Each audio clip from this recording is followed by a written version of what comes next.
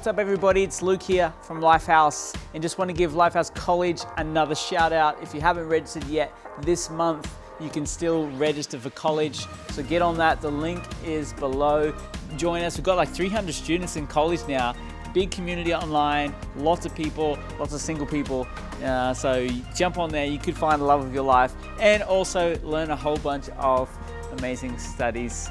So it's going to be incredible. Tonight we are going to look at a finance series. We're going to be talking about financial freedom, and this series is seriously one of the things that could really have a big impact on your life. We're going to learn about what God says about finance. So get ready to take some notes.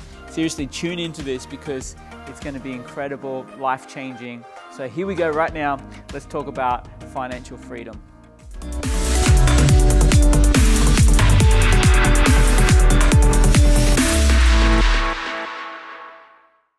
Well, hey everybody, and welcome to 7 Steps to Financial Freedom.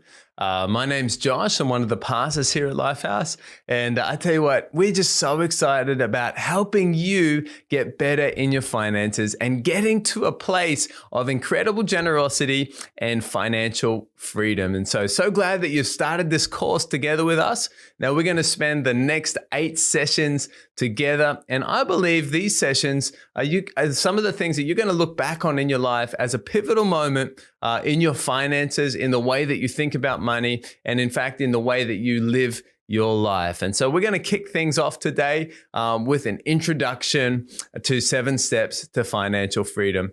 You know, Dave Ramsey says, live like no one else now so that later you can live and give like no one else. And I want to tell you now that we want to live a blessed life. But you know, mate, you may not realize it, but if you are listening to my voice right now or watching this video, you are in fact blessed. Just by living here in Japan, where we're recording this, the average salary in Japan at just over 3 million yen puts us in the top 1% of wealthiest people in the world. That's about $30,000. So wherever you're watching this, if your salary is above $30,000 a year, that actually puts you in the top 1% of wealthiest people in the world as well. And you may say, but I don't feel that blessed. Well, actually you are. 1 Corinthians chapter 4, verse 2, it says, it is required that those who have been given a trust must prove faithful. And what do you think that means when we've been given a trust? Well, it means that God has blessed us with something and he expects us to do well with what we have. In fact, many times throughout the Bible, and even Jesus says this, that as we do well with what God has given us, God will give us more to steward for him. You see, what we have is not just, limited to what we have, but as we do well with what we have, God sees that. His blessing is upon it. He smiles upon us. And of course, he wants to bless those who are going to do well with what he gave them. Matthew 25:23, Jesus tells a story, and his master replied, well done, good and faithful servant. You've been faithful with a few things. I will put you in charge of many things. Come and share in your master's happiness. And right from the start, right from the outset of financial freedom, I want to ask you a question. Are you being faithful with what God has given you? Are you being faithful with what God has given you? And honestly, if you looked at your life, you'd probably say, maybe I could do a little better with what God has given me. Financial freedom. Financial freedom is being free from anything that might be holding us back from living the blessed life that God has for us. For many people, this means freedom from debt, freedom from stress about worry, or freedom from bad decisions, or even a family history of bad decisions. And this course is not a get-rich-quick scheme. In fact, it may be a get-rich over time or build wealth over time scheme. But you need to know that the Bible talks a lot about money. In fact, in the New Testament, Jesus offers more wisdom and has more to say about money than any other subject besides the kingdom of God. To me, this shows how important finances are to God. I believe in our lives, if we can do well in the financial area of our life, it means we can do well in many areas of our life. Luke chapter 14, verse 28, it talks about budgeting and planning. It says, suppose one of you wants to build a tower. Won't you first sit down and estimate the cost to see if you have enough money to complete it? Proverbs 21 verse 5 talks about budgeting and planning. It says, the plans of the diligent lead to profit, as surely as haste leads to poverty. Debt, the Bible talks about debt. Proverbs 22 verse 7 says, the rich rule over the poor, and the borrower is slave to the lender. The Bible talks about relationships. 2 Corinthians 6:14, it says, don't be yoked together with unbelievers, for what do righteousness and wickedness have in common? Or what fellowship can light have with darkness? It's saying, hey, you got to choose your business relationships carefully. You got to choose relationships in your life carefully. The Bible, of course, talks about saving. Proverbs 21:20 says, the wise store up choice food and oil, but fools gulp theirs down. Do you want to be wise or do you want to be fool? It's not a difficult question today. Matthew 25:19-21 talks about investing. It says, after a long time, the master of those servants returned and settled accounts with them. The man who had received 5 bags of gold brought the other 5, and he said, Master, you entrusted me with 5 bags of gold. See, I've gained 5 more. And his master replied, well done, good and faithful servant. You have been faithful with a few things. I will put you in charge of many things. Come, share in your master's happiness. And so the Bible talks about that. God, money is not there just to sit for us, but we need to actually not just work for money, but we need to make that money work for us. And Jesus himself is actually talking about investing that money so that we get a return on what God has originally given us. The Bible, of course, talks about giving. 2 Corinthians chapter 9, verse 7, it says, each of you should give what you've decided in your heart to give, not reluctantly or under compulsion, for God loves a cheerful giver. And of course, we love Proverbs chapter 3, 9 and 10, where it talks about tithing. It says, honor God with your wealth, with the first fruits, the first part of your crops, then your barns will be filled to overflowing and your vats will brim over with new wine. And tithing really is the key to getting all of this started. And God says, as we put God first in our finance, that he wants to provide for all of our needs. That's our barn, that's our food and our shelter, but also our vats will brim over with new wine. And the wine, it's talking about joy, it's talking about celebration. And I believe that links to John 10:10. Jesus says, I want to give you a full life, an exciting life, not a stingy life, but a generous life. And so you can see here, there's a framework that the Bible talks about all of these areas. And so what we've done is we've condensed this down, and that this is based off Dave Ramsey's teaching, who's an amazing teacher in America, Bible teacher talking about finance and saving and investing. I recommend go and have a look at his YouTube or his podcast or any of his books. But the following steps, the 7 steps to financial freedom, are Bible-based common sense for your finances. And in the world today, we know that common sense sometimes is not so common. As I said, these steps are not a get rich quick scheme, but they're building God's wealth. They're building wealth God's way. And you may say, well, I don't agree with these steps, or I want to skip these steps. That's okay. You don't have the microphone today. I've got the microphone. And so these are our steps. And we've seen a lot of fruit over the years as people follow these steps and get God's planning for their finances that just brings them so much freedom, less stress, and start to live in the blessed life that God has for them. So here we go. Number 1, step 1 is get a plan for your money. And we're going to call this a budget. So we need to be budgeting each month. How long does this take? Well, you can do this in today or less than a week.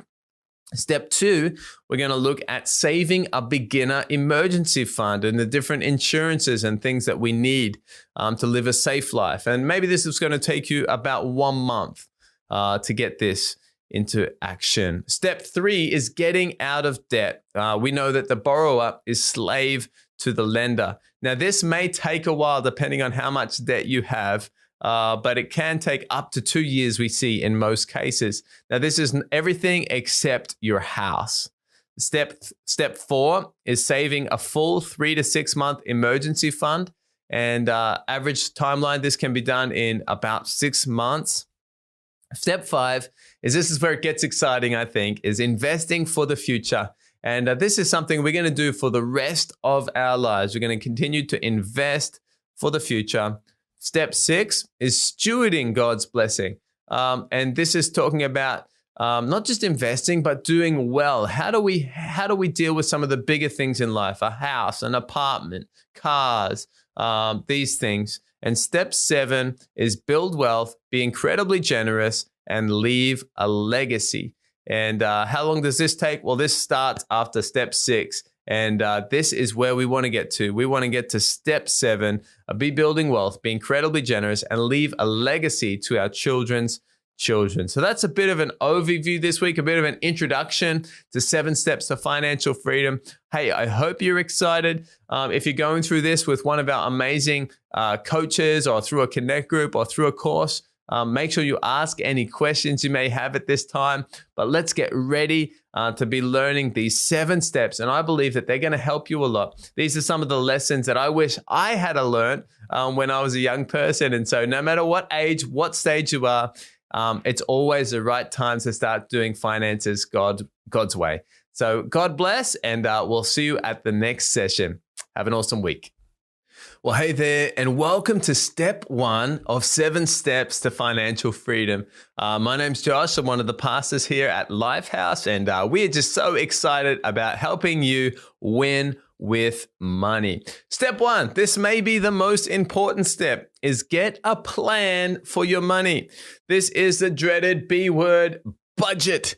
You need to budget each month. John Maxwell says a budget is telling your money where to go, not wondering where it went. And you may say, I don't know if I need a budget. Well, have you ever had too much month left over at the end of your money? It may take a moment to sink in. Maybe you've had a fight with your husband or wife because you didn't agree what you should spend your money on. Is that, if you be honest here, maybe there's some people out there. Or maybe you felt that you didn't have enough money to do the things that you would like. You didn't have enough money to maybe purchase that item or buy that car or build that house or be generous to those people in need. You just thought, if I just had more money. You need a budget. If you've answered any of those questions, you need a budget. Zig Ziglar, motivational speaker and author, says, if you aim at nothing, don't worry, you'll hit it every time. And all a budget is, all a plan for your money is getting some tracks for your money, telling your money where to go. Remember, if you don't tell it where to go, it's going to run away. And so let's not have a nothing budget, because we'll just go around in circles our whole life. And you may not realize it, but budgeting actually brings freedom into our life. You see, a budget doesn't decide our spending. No, we decide the budget, and then that decides where we spend. If your budget is too tight, it's because you're too tight. You set the budget. If your budget is too generous or too loose, you set the guardrails of the budget. You decide the boundaries, and you spend freely up to those boundaries. So instead of worrying about spending too much or wondering how you can buy something, you're actually free to spend up to what you've previously decided. For us, this was actually freeing when Yuki and I, my wife, when we were married and we were deciding how to spend our money and budgeting. At first, it seemed like this is going to be restricting. We just want to live a free life. But after a while, when you get a budget and you get used to the budget and you set the guardrails of the budget, it actually is freeing, because you're like, well, I can allocate this money for food and allocate this money for clothes and allocate this money for shopping or eating or giving. And then instead of feeling guilty when you go shopping, instead of thinking, I don't know if I should tell my husband or wife this. No, you are free to spend up to the budget that you've decided together with your husband and wife. Proverbs 21 verse 5 says, the plans of the diligent lead to profit as surely as haste leads to poverty. And Proverbs is so wise. It says, as you plan out, it's actually going to lead to good things. It doesn't mean that everything is easy overnight, but over time, the plan leads to good things. Proverbs 3 verse 9 and 10 says, honor the Lord with your wealth, with the first fruits of your crops, and your barns will be filled to overflowing, and your vats will brim over with new wine. And obviously, starting our budget and the cornerstone, the very initial thing of our budget, is going to be putting God first and say, God, this whole budget this month, God, all the things that we're going to use our money on, we're going to do this to honor you first and foremost. And Jesus himself, he says in Luke 14:28, he says, suppose one of you wants to build a tower. Won't you first sit down and estimate the cost to see if you have enough money to complete it? What does Jesus say about planning our money? Well, he says, if you want to do something big, if you want to have a big project, if you want to have a big life, well, you need to sit down and you need to spend your money on paper before you start building anything. Too many people get ahead of themselves and start spending stuff and doing things, and they didn't actually sit down and work out, could it be done or how much it's going to cost? A budget meeting.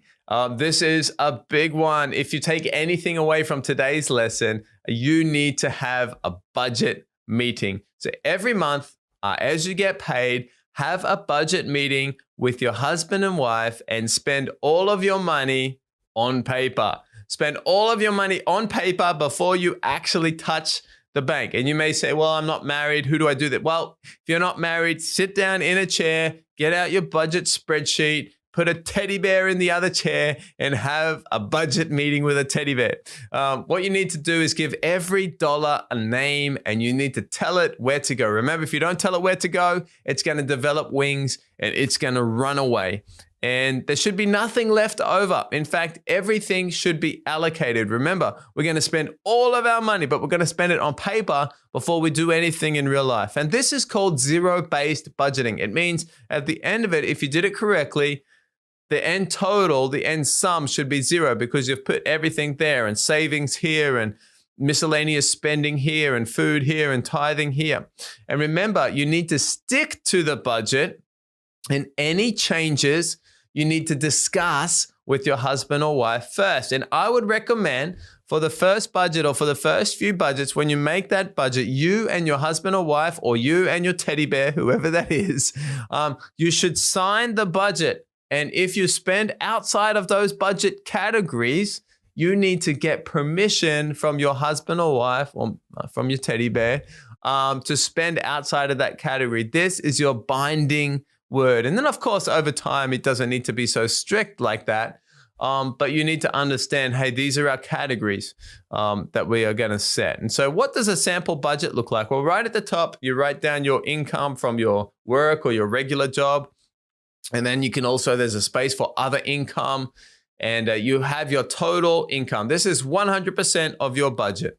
Then, of course, you're going to list out some of your, let's call these overflow categories. So these are your tithes, 10%. Of course, we're going to give that to God first. We're going to do this before we spend anything else. We're going to invest. I would recommend 15% if you can. We're going to save. I would recommend 5%. This is money that we keep on hand for projects that require cash or require savings. If you got kids, we're going to give some money, maybe 5% to kids, college, investing for that. And maybe if you like, we can give some money for extra giving, 2.5% or 5% or more if you can. But this is money towards extra giving projects, maybe buying dinner for someone in need, or supporting our school, Tejas Asia in India, or maybe supporting the kids in Watoto, Africa, or needs, or typhoon victims, or earthquake victims as they come up. It's good to have some extra money on hand that we can use for giving. And so that's going to come to roughly 40% of our budget, give or take. Then we have our needs. These are things like housing. How much should you spend on rent or your mortgage? I would recommend no more than 25% if you can. If you're spending more than 25% on your housing, some of these other areas like college or savings or investing are going to suffer because maybe your house or your rent is more than it should be, proportionally is in terms of your income. Utilities, gas, water, these types of things, maybe about 10%, depends where you live. And food, of course, maybe that's going to be 10% of your budget. Now, you may say, food, 10% of my budget. That's not enough money. And it may not be if you have a family. But most people, you don't need to spend a lot of money on food if you are buying your food at a supermarket or at a grocery store. Most people need more money for food if they're eating out all the time. Now, that's one of the biggest areas you can look at. And so that's maybe going to be about 40%. So we're up to 85%. Then, of course, we've got eating out money. I don't know how much you eat out. I used to eat out a lot. And then I realized, hang on, if I took some of that money and we saved it or invested it, that's actually quite a lot of money. And so we stopped eating out as much and got a lot healthier as well, because now we can buy great food and we can make great dinner together and have some extras and drinks and things. And it's actually a better experience for our family as well. But of course, we still do eat out sometimes as well. And then miscellaneous, maybe 2.5%. There's some things. These are extra things. We can cut these in a tough time. That's going to be about 5% our budget. And then, of course, we've got things like life insurance. Maybe that's about 2.5%. We've got health insurance. Maybe that's another 5%. We got our pension. Maybe that's another 2.5%. So our total insurance is maybe going to be about 10% of our budget. And so all of that income minus our overflow, which is our giving and our needs and our wants and our insurances, all of that should equal 0. Now you may say, well, those percentages don't work for me. That's fine. This is just a rough guide. The main thing is that you write down your income at the top of the page, and then in order of priority, you write down your tithing and your giving and your saving and investing and housing and utilities and food and eating out and miscellaneous and insurance. And you write all of that down. If there's money left over, well, I would recommend put it back into savings or put it back into investing or put it back into giving. And if you've got a negative, and many people, when they do this, they don't realize it, but they're like, oh, that's why I never have any money, because I'm actually got a negative every month. If you've got a negative, you need to look at that and you need to make your budget work. Now, initially, maybe you can't invest 15%.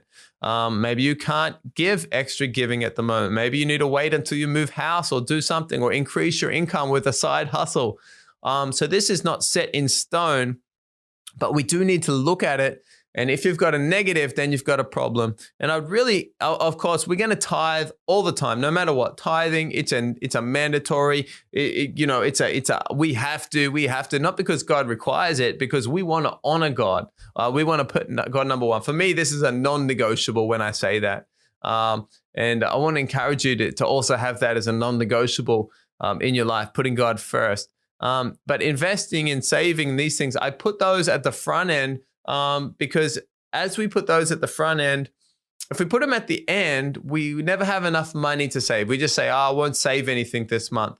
But if you do that, you'll find that every month, you'll never save anything because you didn't make it a priority. So put it at the start. It might hurt, but you're going to make everything else work. So put your tithing, put your giving, put your investing, put your kids' college, put all that at the start, then put your needs, and try and work your budget out from there. Of course, if you've got any questions with your budget, if you're doing this as part of our course or one of our Connect groups, talk with your coach and say, hey, can you help me make this work? And often someone else can look at our budget and say, hey, you're spending too much money. Usually it's on takeout food. Sometimes it's on other things like clothes or different things like that. But hey, let's make our budget work every month. So looking forward to hearing your stories about your budget meeting with your husband or wife. Sit down, or maybe with your teddy bear, write in if you've got a good story. But let's try it out this month. Step 1, get a plan for our money, budget, tell your money where to go, and don't wonder where it went. Well, have a great week, guys. And hope you enjoyed step 1 of financial freedom. And we'll see you next session for step 2 of financial freedom. Hey, welcome back, guys. I hope that you guys absorbed a bunch of this stuff about financial freedom. And so good to learn about this. But if you don't know Jesus, hey, today you can know Jesus in your life. It's the best decision you will ever make, is to invite Jesus into your life. He loves you, wants to come into your life today. And I want to just pray for you right now if you want to receive Jesus. Okay, so let's pray together. Jesus, we thank you. We believe in you today. Come into our lives. We'll follow you. Amen. Amen. If you just prayed that prayer, just a simple prayer like that, I believe God will answer your prayer. We'd love to help you out. So definitely send us a message. I'm sure there's a local pastor where you are who would love to get in touch with you and just help you walk that journey with following Jesus. Now, we actually have a bunch of these studies, all of what we're talking about tonight. We actually have Blue Book studies, so you can jump onto the Lifehouse app, and in there is the Blue Book where we use in our small groups. There's studies in there on financial freedom. I think there's 6 or 7 studies. Jump on there, check it out. You can do that with your small group. And next week we're going to be back talking about the next subject. It's going to be powerful. So make sure you tune back in next week to be part of more financial freedom. Now, if you want to give, please jump onto mylifehouse.com/give. Links are below. Choose your campus. Be a part of supporting your local campus, your local church. It's a great thing to support your local church. And we're really praying God's blessing over your life as you do that. So links are below for that. Let's be faithful and give and build the house of God together. Have an amazing week, guys. We'll see you back here next week.